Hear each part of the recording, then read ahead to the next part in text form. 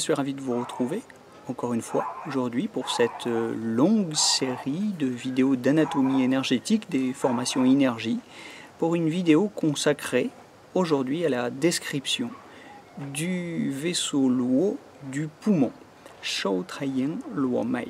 Shou c'est la main, Taiyin c'est grand yin, Luo Mei c'est le vaisseau luo, le méridien luo. Donc une vidéo sur le méridien luo du grand yin de main, c'est-à-dire du poumon.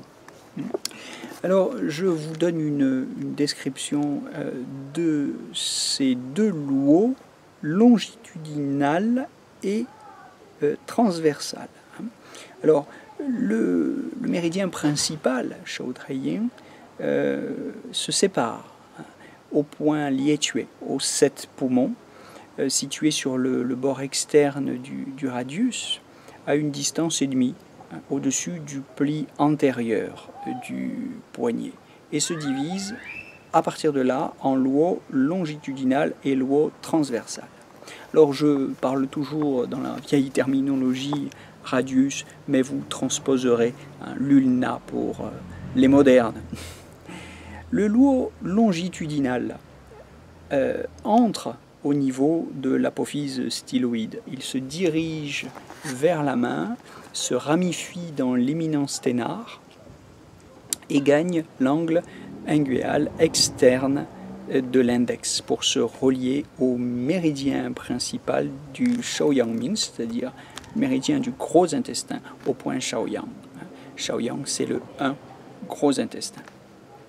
Alors, le méridien transversal, quant à lui, va rejoindre le méridien principal Shaoyangming, c'est-à-dire le méridien du gros intestin, au point Regu, au point 4 GI, dans l'angle qui est formé par les premiers et deuxièmes métacarpiens, d'où la célèbre association si souvent utilisée en pratique clinique 7P 4GI.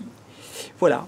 Alors, je pourrais peut-être rajouter simplement que les textes classiques ne mentionnent pas le point d'aboutissement du Shou Taiyin Luo Mei, c'est-à-dire du vaisseau luo du méridien du poumon. C'est assez étonnant, mais c'est comme ça.